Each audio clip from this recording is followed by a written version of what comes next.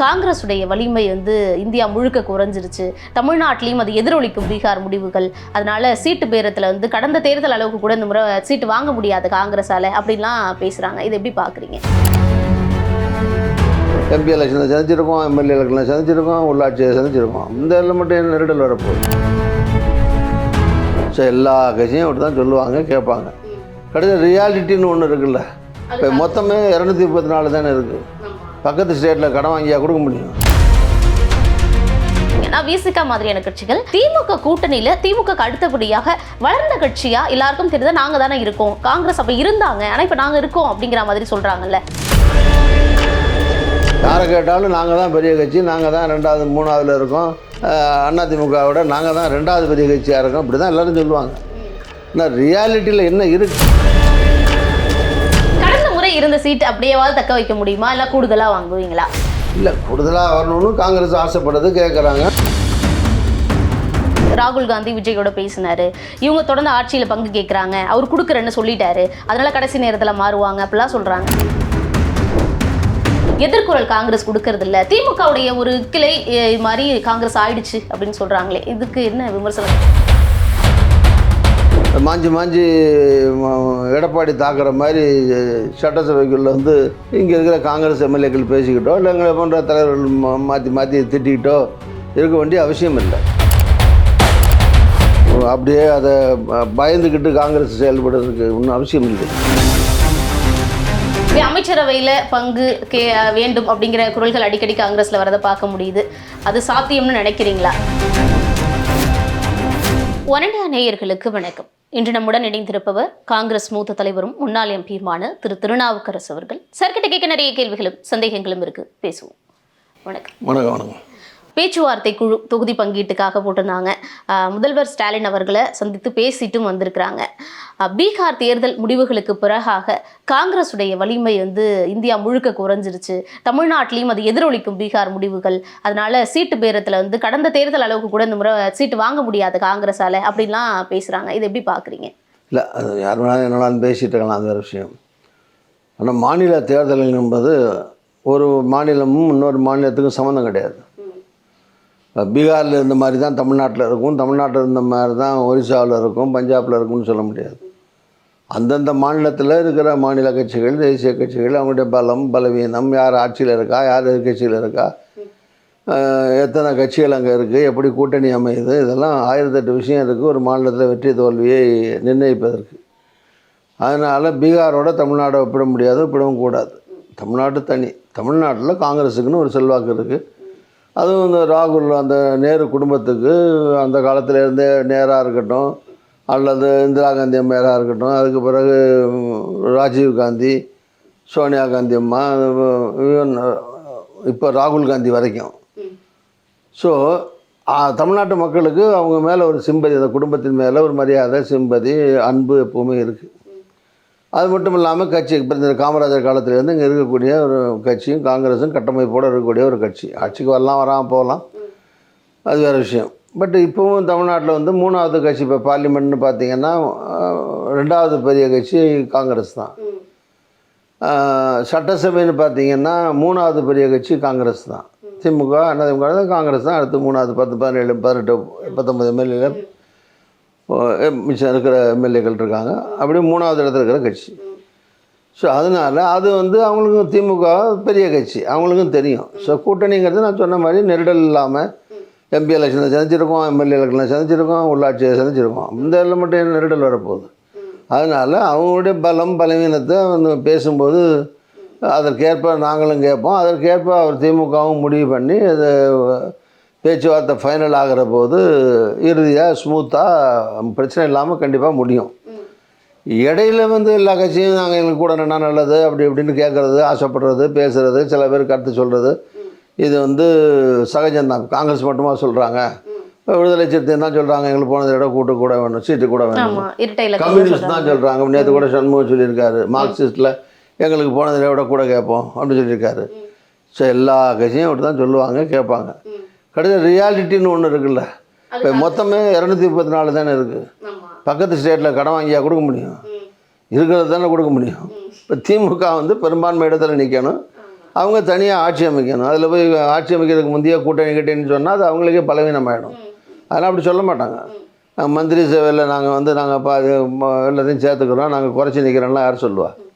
So அதனால் அவங்களுக்கு ஒரு கணிசமான இடத்துல, மெஜாரிட்டி இடத்துல, பெரும்பான்மை இடத்துல வரக்கூடிய அளவுக்கு அவங்க நிற்பாங்க.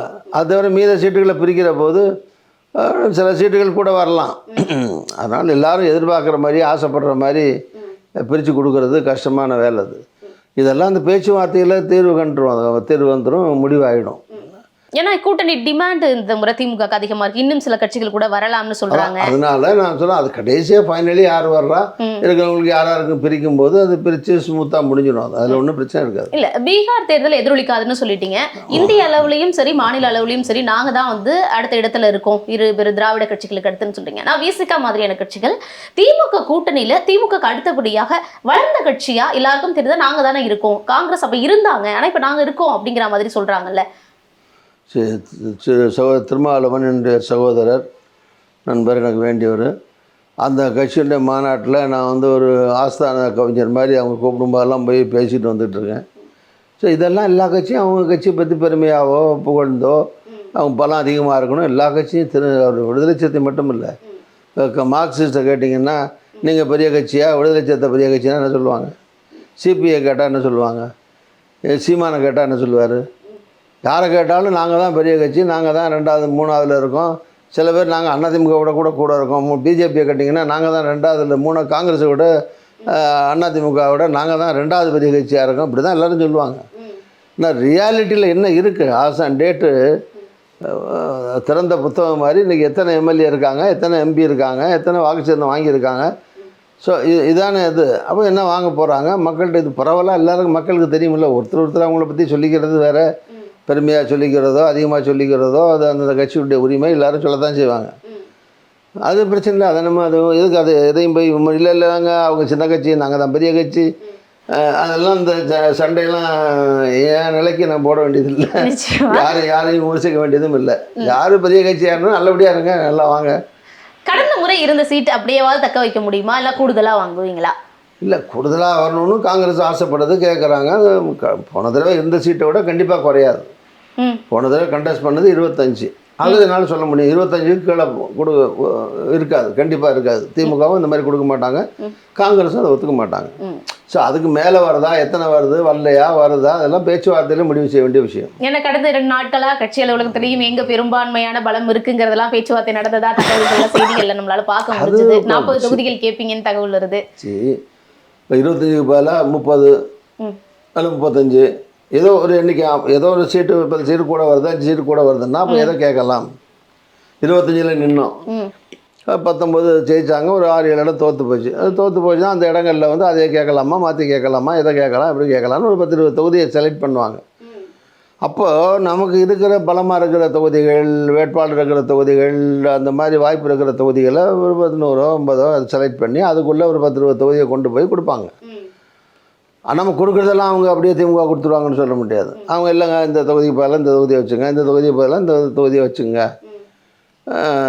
அப்படியே உங்களுக்கு நீங்கள் போடுற இந்த வேட்பாளரை காட்டிலும் எங்கள்கிட்ட இந்த நல்ல வேட்பாளர் இருக்கார், இல்லை நாங்கள் இவரை தவிர்க்க முடியாது போட்டே ஆகணும், உங்களால் அந்த அளவுக்கு அவருக்கு அங்கே நீங்கள் சொல்கிற ஆளுக்கு வெற்றி வாய்ப்பு கிடையாது. இது மாதிரி லாஜிக்கலாக யதார்த்தமாக உண்மையிலே வெற்றியை வந்து மனதில் வச்சு எல்லோரும் சர்வே பண்ணிடுறோம். எல்லா கட்சிகளும் இப்போ சர்வே, பல்வேறு அமைப்புகள் இருக்குது, அது மூலமாக சர்வே பண்ணுறாங்க. இப்போ அரசாங்கத்துக்கு இன்னும் கூடுதல் வாய்ப்பு இருக்குது இல்லையா? எத்தனை நிறுவனங்கள் மூலமாக சர்வே எல்லாம் பண்ணியிருப்பாங்க, அரசு மூலமாக எடுத்திருப்பாங்க, உளவுத்துறை மூலமாக எடுத்திருப்பாங்க, இது மாதிரி பல்வேறு ரிப்போர்ட்டு எடுத்திருப்பாங்க இல்லையா? இதெல்லாம் பேஸ் பண்ணி கடைசியில் அவங்களும் ஒரு முடிவுக்கு வருவாங்கல்ல. ஸோ அப்படி தான் அது முடிவாகுமே தவிர அதில் வந்து இத்தனை தான் வேணும், நாங்கள் இத்தனை தான் நிற்போம்னா ஒரு கூட்டணியில் வந்து பிடிவாதமாக பண்ண முடியாது, சொல்லவும் முடியாது.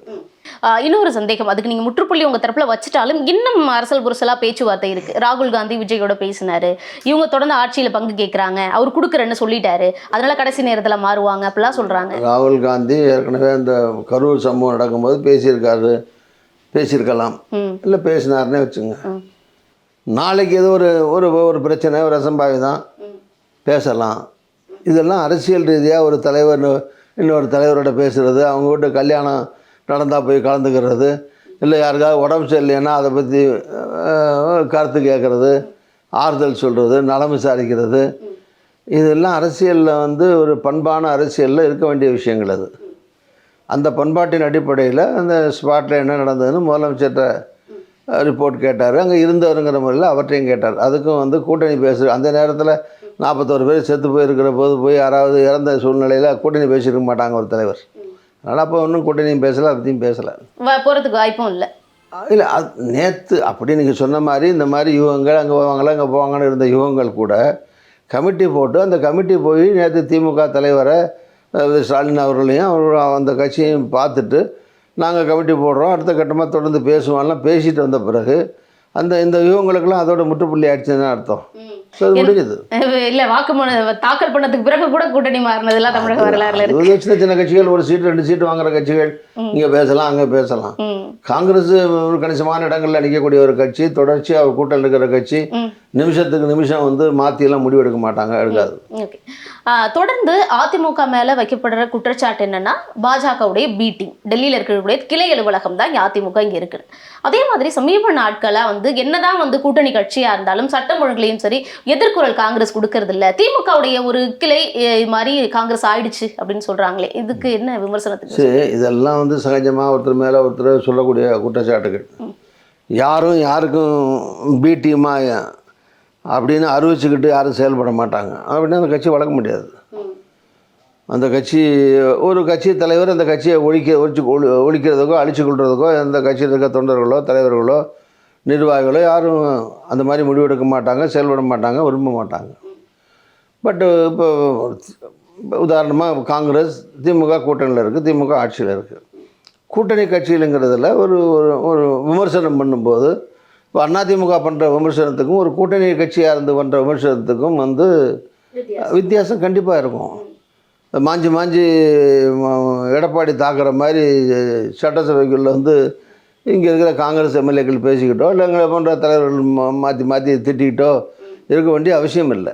பட் அதே நேரத்தில் பொதுமக்களை பாதிக்கக்கூடிய சில விஷயங்கள் வரும்போது அதுக்கு ஆர்ப்பாட்டம் பண்ணுறது, இப்போ கம்யூனிஸ்ட் இருக்குது கூட்டணியில் தான் இருக்குது, மார்க்சிஸ்ட் கம்யூனிஸ்ட் ஆர்ப்பாட்டம் பண்ணுறது இல்லையா, தினம் ஆர்ப்பாட்டம் பண்ணிட்டு தான் இருக்காங்க.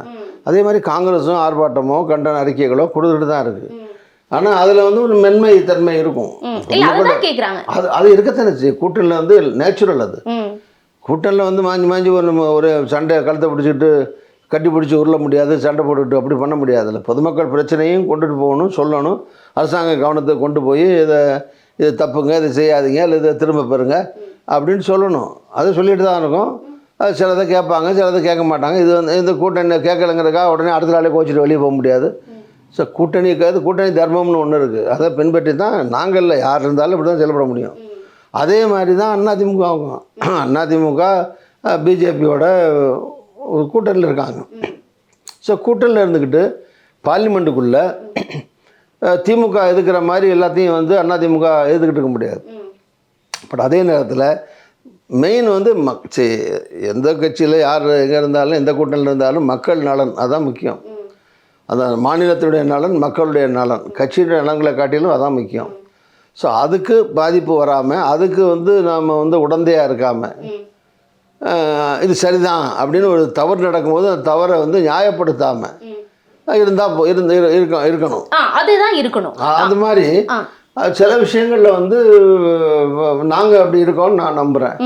அது அப்படி இருக்காங்களா இல்லையான்னு அது பொதுமக்கள் பார்வையில் வந்து இல்லை, அதிமுக அப்படி செயல்படலை, அவங்களுக்கு வந்து பிஜேபியினுடைய நீங்கள் சொல்கிற விடிமோ சிடிமோ ஏதோ அவங்களுடைய கட்டுப்பாட்டில் இருந்து செயல்படக்கூடிய விஷயமாக தான் அந்த கட்சி செயல்படுது. தமிழ்நாட்டு மக்களுடைய நலனை காட்டிலும் அதுக்கு காரணம் பலமாக ஆட்சியில் இருக்கிற பிஜேபியுடைய நிர்பந்தங்கள், கட்டாயங்கள், வழக்குகள், பல்வேறு பிரச்சனைகள் இருக்குது.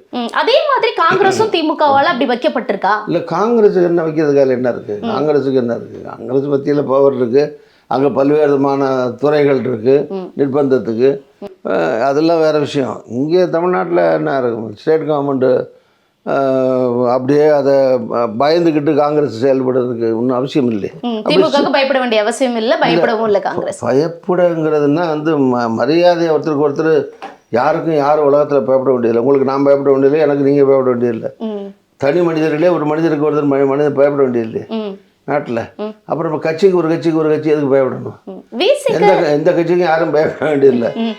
பொதுவான மரியாதைங்கிறது வேற, பயங்கிறது வேற. விசிக கம்யூனிஸ்ட் எதிர்க்கக்கூடிய எதிர்ப்புகள், அவங்க எடுக்கக்கூடிய போராட்டங்கள் அளவுக்கு காங்கிரஸ் கிட்ட ஒரு தீவிரம் இல்லை. அதெல்லாம் திராசில் வச்சு நிறுத்தலாம். இவங்க 2 கிலோ, இவங்க 1.25 கிலோன்னு நீங்கள் போராட்டங்கள் எல்லாம் கண்டனத்தெல்லாம் வந்து தூக்கி பிடிச்சி நிறுத்திக்கிட்டு இருக்க முடியாது. அதுதான் அவங்களுடைய சூழ்நிலைக்கு ஏற்ப அவங்க பண்ணுறாங்க. காங்கிரஸுடைய சூழ்நிலைக்கு ஏற்ப காங்கிரஸுக்கு வந்து இப்போ இன்றைக்கி திமுக பொறுத்த வரைக்கும் இந்தியாவில் இருக்கிற கூட்டணியில் ராகுல் காந்தி பிரதமராக வரணும்னு வெளிப்படையாக அறிவித்த ஒரே கட்சி திமுக தான். ஸோ ராகுல் காந்திக்கும் அதே மாதிரி இங்கே இருக்கிற முதலமைச்சர் ஸ்டாலின் அவர்களுக்கும் ஒரு நெருக்கமான சகோதர உணர்வு, நட்பு எல்லாம் இருக்குது. ஸோ இது மாதிரி எல்லா கட்சியும் ஒரே ஈக்குவேஷனில் இருக்காங்கன்னு சொல்ல முடியாது. சில கட்சிகள் சில நிர்பந்தங்கள் அடிப்படையில், கட்டாயத்தின் அடிப்படையில், அல்லது அவங்களே விரும்பி, அல்லது கொள்கை ரீதியாக வேறு எங்கேயும் போக முடியாது, இங்கே இருக்கணும், இந்த மாதிரிலாம் இப்படி ஒவ்வொரு கட்சியும் கூட்டணி போடுற போது பாசத்தை காட்டிலும் பல்வேறு விஷயங்கள் இருக்குது அதில். ஸோ அப்படி பார்க்குற போது ஒவ்வொரு கட்சியும் ஒவ்வொரு நிலைப்பாடு எடுத்து பண்ணுவாங்க. அது எல்லோரும் ஒரே மாதிரி பண்ணணும். அங்கே அந்த கட்சி கூடும்போது எவ்வளோ பேர் ஆள் நின்னாங்க, இந்த பக்கம் அங்கே ஒரு 500 பேர் நின்னாங்களா, அப்போ நம்ம கூட போராட்டம் நடத்தும் போது அது ஒரு 600 பேராக நிற்கணும் அப்படின்னு ஒரு கட்சியோட போட்டி போட்டுக்கிட்டு ஆள் சேர்த்து நிற்கணும், இந்த மாதிரிலாம் அவசியம்லாம் இல்லை. அந்த இஷ்யூவை எப்படி எடுத்துக்கிட்டு டீல் பண்ணுறாங்கிறதானே தவிர, அந்த மாதிரி காங்கிரஸ் எது சரின்னு நினைக்குதோ சரியான விஷயங்களை சரியாக பண்ணிகிட்டு இருக்கு, அவ்வளோதான். உட்கட்சி மோதல்களும் அடிக்கடி தொடர்றதை நம்மள காங்கிரஸில் பார்க்க முடியுது. அது இல்லாமல் திமுக மீதான விமர்சனங்கள், நீங்கள் எதிர்கட்சியாக போயிடுவீங்க, எங்களுக்கு உரிய தகுதியும் மரியாதையும் கொடுக்கலன்னா அப்படிங்கிற மாதிரியான குரல்கள் வரதெல்லாம் ஒரு விஷயமா பார்க்க முடியலையா? ஒரு பிரச்சனைக்குரியது ஃபஸ்ட்டு உட்கட்சி பிரச்சனை. உட்கட்சி பிரச்சனை இல்லாமல் ஏதாவது ஒரு கட்சியை சொல்லுங்கள். இந்தியாவில் அகில இந்திய கட்சிகள்லையோ அல்லது மாநில கட்சிகள்லையோ இத்தினூண்டு 2% 3% வாங்குகிற கட்சிகள்லேயே கூட கட்சிகளுக்குள்ளே பிரச்சனை இருக்க தான் செய்யும். தலைவர்களுக்குள்ள கருத்து எல்லோரும் இல்லைன்னா எல்லோரும் அடிமைகள் கிடையாது யாரும். ஜனநாயக நாட்டில், சுதந்திர நாட்டில் பொதுவாக ஒரு தலைவர், அதுக்கட்டத்தில் இருக்கிற 2வது தலைவர், 3வது தலைவருக்கு இடையில் கருத்து பாடுபாடு, அது மாதிரி எல்லா கட்சிகள்லேயும் சின்ன சின்ன பிரச்சனைகள் சில கட்சியில் வெளிப்படையாக தெரியும், சில வெளிப்படையாக தெரியாது. அது வந்து கட்சியை பாதிக்காத அளவுக்கு இருக்கக்கூடாது. கருத்தே சொல்லக்கூடாது. ஒருத்தர் சொன்னால் கருத்தை மாற்றி இன்னொருத்தர் சொல்லக்கூடாதுன்னு ஒன்றும் கிடையாது. சொல்லலாம். ஆனால் அது கட்சியுடைய நலன் முக்கியம். கட்சியுடைய நலனை பாதிக்காத விதத்தில் கருத்து சுதந்திரத்தை பயன்படுத்துறது தப்பு கிடையாது. இல்லை, வெளிப்படையாக மற்ற கட்சிகளில் வந்து என்னுடைய கருத்து இதுதான், கட்சி கருத்தாக இருந்தால் அந்த மாதிரி அளவுக்கு சொல்கிறது இல்லை காங்கிரஸ் அளவுக்கு. இல்லை, அது ஏன் எத்தனையோ கட்சிகளில் இந்த கட்சியுடைய கருத்து இப்படியா இருக்கலாம், என்ன கேட்டீங்கன்னா என் கருத்து அப்படின்னு சொல்கிற ஆட்கள்லாம் இருக்காங்க. அதில் ஒன்று பெரும்பாலும் காங்கிரஸில் எல்லாரும் அப்படி வந்து கட்சி கருத்து இது, என் கருத்து இதுன்னு எல்லாம் சொல்லிட்டு இருக்குது இல்லையே. எப்போது ரேராக ஒரு சில பேர் அபிப்பிராய பேதங்கள் தான் சொல்லியிருக்கலாம். அப்படி சொல்கிறதுல கூட அது ஒன்றும் பெரிய மாபெரும் குற்றச்சாட்டு தவறுன்னு சொல்ல மாட்டாங்க. அதனால கட்சி பாதிக்கப்படுற அளவுக்கு பிரச்சனை இருக்கக்கூடாது, அவ்வளோதான். மக்கள் பிரச்சனைக்கு அந்த அளவுக்கு தீவிரமாக போராட்டமோ இல்லை, ஆனால் எதிர்கட்சியாக போயிடுவீங்க, எங்களுக்கு மரியாதை வேணும் அப்படிங்கிறதுலே, சீட்டு வேணுங்கிறதுல பேரத்தில் மட்டும் காங்கிரஸ் கரெக்டாக இருக்குது. இதுக்கெல்லாம் பதில் சொல்லிட்டேன். அது எதிர்கட்சியாக போகிறது கூட்டணியில் இருந்துக்கிட்டு அப்போ நாங்கள் எதிர்கட்சியாக செயல்படுவோம் இருக்குன்னா அதான் இல்லைன்னு சொல்லிட்டேன். கூட்டணியில் போகிறோன்னு சொல்லிட்டேன், அது முடிஞ்சு போச்சு. அதுக்கு அடுத்து மரியாதை இல்லைன்னா ஒரு கட்சியில் ஆட்சியில் இருக்கிற போது, கூட்டணியில் இருக்கிற போது, கூட்டணி இருக்கிற தொண்டர்களோ எம்எல்ஏக்களோ எம்பிக்களோ அவங்க சொல்கிற காரியங்களும் சிலது நடக்கணும் கூட்டணியில் அப்படின்னு எதிர்பார்க்குறது சகஜம்தான். அப்படி ஏதாவது 1-2 நடக்காமல் போகிற போது வருத்தப்படுறது இயல்பு தான். அப்படி வரும்போது முதலமைச்சர் கவனத்துக்கு கொண்டு போகிறது, அல்லது இலாக்காவில் ஒரு அதிகாரி சரியாக செய்யலைன்னா அந்த அமைச்சர் கவனத்துக்கு கொண்டு போகிறது, ஒருவேளை அமைச்சரும் சரியாக பண்ணலைன்னா முதலமைச்சர் கவனத்துக்கு கொண்டு போகிறது, முதலமைச்சர் அதில் தலையிட்டு இல்லைங்க அதை செய்யுங்கன்னு அது அந்த மாதிரி சட்டத்துக்கு புறம்பா இல்லை, சட்டத்துக்கு உட்பட்டு செய்ய வேண்டிய விஷயங்களை அதில் வந்து அனுசரணையாக கூட்டணி கட்சியும் பார்த்துங்கன்னு சொல்கிறதோ செய்கிறதோ முதலமைச்சர் கடமை அது. ஸோ அந்த விதத்தில் இந்த சில அபிப்பிராய பேதங்கள் இருக்கலாம். அதெல்லாம் ஆட்சியில் இருக்கும். தேர்தல் நேரத்தில் இப்போ போய் அதெல்லாம் பேசிகிட்டு இருக்க வேண்டிய அவசியம் இல்லை, முடிஞ்சு போச்சு. 4.5 வருஷத்தில் நல்லது நடந்துச்சா ரைட்டு தான், கெட்டது நடந்துச்சா ரைட்டு தான். கூட்டணின்னு போயாச்சு, இப்போ கூட்டணியில் இருக்கோம், முடிஞ்சு போச்சு, அவ்வளோதான். இன்னும் அடுத்து வெற்றி தான் இலக்கே தவிர அதில் 3 வருஷத்துக்கு முந்தைய சொன்னால் நடக்கலை, 4 வருஷத்துக்கு முந்தைய சொன்னால் நடக்கலன்னு பேசிட்டு இருக்க நேரம் இல்லை இந்த நேரம். கண்டிப்பாக நிறைவான கேள்வி. அமைச்சரவையில் பங்கு வேண்டும் அப்படிங்கிற குரல்கள் அடிக்கடி காங்கிரஸில் வரதை பார்க்க முடியுது. அது சாத்தியம்னு நினைக்கிறீங்களா? இல்லை, அதெல்லாம் வந்து ஒரு கண்டிஷனாலாம் வச்சு கூட்டணி போட முடியாது. அந்த மாதிரி ஒரு திமுக ஒத்துக்கிட்டு நாங்கள் வந்து அமைச்சரவையில் சீட்டு தரோம், என்னென்ன இலாக்கா தரோம்லாம் பேசினா அவங்களுக்கு வீக் ஆகிடும், அது பலவீனமாகிடும். அப்படிலாம் அது சொல்ல முடியாது. அது வந்து தேர்தல் முடிஞ்ச பிறகு பேச வேண்டிய விஷயங்கள். அது அவங்க பெருந்தன்மையாக கொடுக்கலாம், பத்தாம் போனால் சேர்த்துக்கலாம், பெரும்பான்மையாக அவங்க வந்துடுவாங்க. அப்படி வர்ற போது அப்புறம் அதில் இப்போவே நீங்கள் வந்து அதை நிர்பந்தம் பண்ண வேண்டிய அவசியம் கிடையாது. அல்லது கூட்டணியில் மந்திரி சபையில் இடம்பெற அளவுக்கு எங்களுக்கு கூட சீட்டு ஒன்று கேட்குறதெல்லாம் நடக்காது தமிழ்நாட்டில். அவ்வளோ சீட்லாம் அவங்களால நான் சொன்னேன் ஏற்கனவே இருக்கிறது தானே கொடுக்க முடியும். சட்டியில் இருந்தால் தானே ஆகப்போயில் வருங்கிற மாதிரி இருக்கிறது தானே அள்ளி போட முடியும். அதனால் அதெல்லாம் இப்போ வந்து மந்திரி சபையில் இதெல்லாம் பேசுகிற நேரம் அல்ல அது. தொடர்ந்து டெல்லியிலையும் நாடாளுமன்றத்திலையும் பார்த்த திருநாவுக்கரசர் அவர்களை 26 சட்டப்பேரவையில் பார்க்கலாமா? இல்லை, சட்டப்பேரவையில் என்னுடைய மகன் ராமச்சந்திரன் நான் ஏற்கனவே 6 தடவை வெற்றி பெற்று அறந்தாங்கி தொகுதியில் போனது 36 ஓட்டில் வெற்றி பெற்று இப்போ காங்கிரஸ் எம்எல்ஏ இருக்கார். காங்கிரஸ் அவருடைய அனுமதியோடு கூட்டணி கட்சி தலைவர்கள் கூட்டணியில் பேச்சுவார்த்தை நடத்துகிற போது அந்த தொகுதியை கேட்போம். அதில் மாதிரி அது வந்து அஃபீஷியலாக வந்து அறிவிக்க வேண்டியவர்கள் அறிவிப்பாங்க. ஸோ அதுதான் இப்போது என்ன ஃபேமிலின்னு எடுத்துக்கிட்டேன். என்ன பொறுத்த வரைக்கும் நான் வந்து 6 தடவை எம்எல்ஏ இருந்துட்டேன். அதனால் எனக்கு வந்து இப்போ திருப்பி நான் எம்எல்ஏ வரணும்னு எனக்கு ஆசையும் கிடையாது, தமிழ்நாட்டில் மந்திரி ஆகணும்னு ஆசையும் கிடையாது.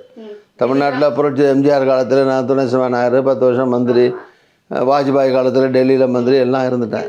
அதனால் தமிழ்நாட்டுக்குள்ளே திருப்பி மந்திரியாக வரணும், எம்எல்ஏ வரணுங்கிற ஆசையெல்லாம் எனக்கு ஒன்றும் கிடையாது. கண்டிப்பாக சார், உங்களுடைய எண்ணங்கள் ஈடேறவும் உங்களுடைய கூட்டணி வெற்றி பெறவும் வாழ்த்துக்கள். இவ்வளோ நேரம் உங்களுடைய கேள்விகளுக்கு மிக நேர்த்தியான தெளிவான பதில்களை கொடுத்ததுக்கு நன்றி சார். நன்றி, வணக்கம். Subscribe to One India and never miss an update.